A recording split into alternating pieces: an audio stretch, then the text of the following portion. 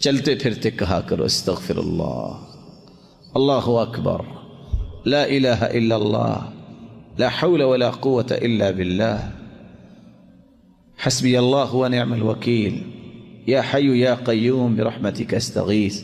اور میں کیوں کہہ رہا ہوں، یاد رکھنا جو زبان پہ کثرت سے بات آتی ہے مرتے وقت بھی وہی زبان پہ آتا ہے۔ وفی القصص عبر، قصوں میں بڑی عبرتیں ہوتی ہیں۔ اتفاق سے ریاض شہر میں ٹیکسی ڈرائیور تھا، ٹیکسی چلا رہے اور کیا کہہ رہے، اللہم صلی علی محمد وعلی آل محمد۔ بڑی خوشی کی بات ہے، ٹیکسی چلانے والا بھی درود پڑھے، کتنا سعادت مند ہے، کتنا خوش نصیب ہے۔ بھائی آپ درود کیوں پڑھتے ہیں؟ کہا بھائی کراچی میں رہتا تھا، میں کراچی کا رہنے والا ہوں، تو میرا ایک بھائی ہوتا تھا وہ فوت ہو گیا ہے۔ اچھا، انا للہ و انا الیہ راجعون، کیسے فوت ہوا؟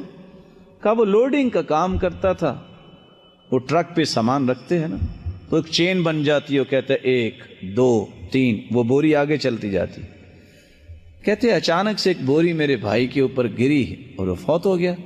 جب وہ آخری سانسوں میں تھا تو اس کے ہونٹ حرکت کر رہے تھے، تو میں نے جلدی سے کان ساتھ لگایا کہ کیا کہنا چاہتا ہے۔ وہ کیا کہہ رہا تھا، 1 2 1 2۔ مجھے سمجھ آ گئی کہ موت کے وقت وہی چیز انسان کی زبان پہ جاری ہوتی ہے جو ہمیشہ بولتا ہے۔ میں نے اس دن کے بعد درود پڑھنا شروع کر دیا ہے کہ موت اگر آئے تو میری زبان پہ درود جاری ہو۔ اور یاد رکھنا جس چیز کی محبت انسان کے دل میں ہوتی ہے اللہ تعالیٰ اس محبت کا اظہار موت کے وقت کرواتے ہیں۔ امام ابو زرع رازی رحمۃ اللہ علیہ کتنے بڑے محدث، 7 لاکھ حدیثوں کے حافظ، 7 لاکھ حدیثوں کا حافظ۔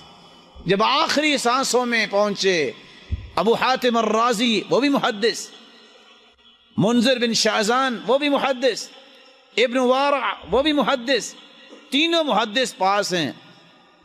کہنے لگے اب اس کی آخری سانس ہے تو حدیث کہتی ہے لقنوا موتاکم بلا الہ الا اللہ، جو قریب المرگ ہو اس کو کلمے کی تلقین کرنی چاہیے، وہ کلمہ پڑھے، کیونکہ من کان آخر کلامہ لا الہ الا اللہ دخل الجنہ، جس کی زبان پہ کلمہ جاری ہو جائے جب موت آتی ہے وہ جنت میں جائے گا۔ اب تینوں سوچ رہے ہیں اتنے بڑے محدث کو کیسے ہم کہیں، ہمت نہیں بن رہی۔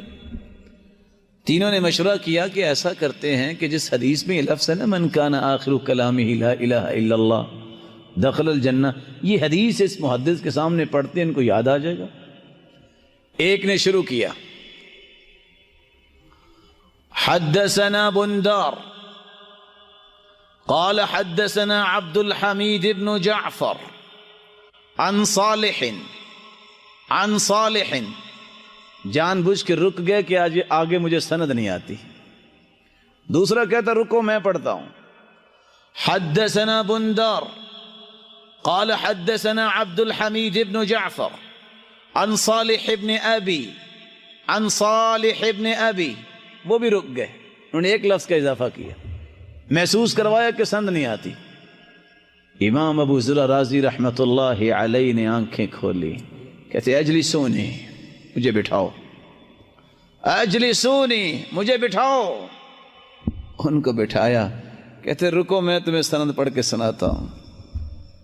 حدثنا ابو عاصم قال حدثنا بندار عن عبد الحمید بن جعفر عن صالح بن ابی عریب عن كثير بن مرة الحضرمي عن معاذ بن جبل رضي الله عنه قال قال النبي صلى الله عليه وسلم من كان آخر كلامه لا إله إلا الله، آسمان کی طرف نظر اٹھائی، مسکرائے، دخل الجنہ کے لفظ نہیں کہے اللہ کے پاس چلے گئے۔ یہ کیوں مسکرائے؟ اور آسیہ علیہ الصلاۃ والسلام کیوں مسکرائی؟ نیزہ مارا گیا، کبھی کسی نے سوچا ہے کہ توحید کے لیے اور دین کے لیے کیا کچھ کرنا پڑا؟ ایک پاؤں کے ساتھ رسی باندھ کے سرکش اونٹ کی ٹانگ کے ساتھ باندھ دی اور ایک مخالف سمت میں کھڑا کر دیا، دونوں اونٹوں کو دوڑا دیا، 2 ٹکڑے کر دیا گیا، اور جب نیزہ مارا گیا آسیہ علیہ السلام کو، وہ مسکرا رہی تھی اور ان کی جان نکل گئی۔ ابن کثیر لکھتے ہیں کیونکہ اس نے دعا کی تھی، رب ابن لی عندك بیتا فی الجنہ ونجنی من فرعون وعملی ونجنی من القوم الظالمین۔ یا اللہ مجھے اپنے پاس بلا، جنت میں گھر نہیں مانگا، رب ابن لی عندک بیتا، اپنے پاس مجھے گھر دے، مجھے فرعون کے ظلم سے بھی بچا، ظالموں کے ظلم سے بھی بچا۔ اللہ نے ظلموں سے بھی بچا دیا۔ ابن کثیر لکھتے ہیں اللہ نے وہ جنت میں گھر دکھایا، اس کو دیکھ کے مسکرائی اور اسی حالت میں اللہ نے روح قبض کروا دی۔ دخل الجنہ، ابو ذر رازی رحمۃ اللہ علیہ نے دخل الجنہ نہیں کہا، مسکرائے کیوں؟ اللہ نے ان کو جنت دکھائی ہوگی جس کے بعد اس کی جان قبض کر لی، بولنے کی ضرورت نہیں رہی۔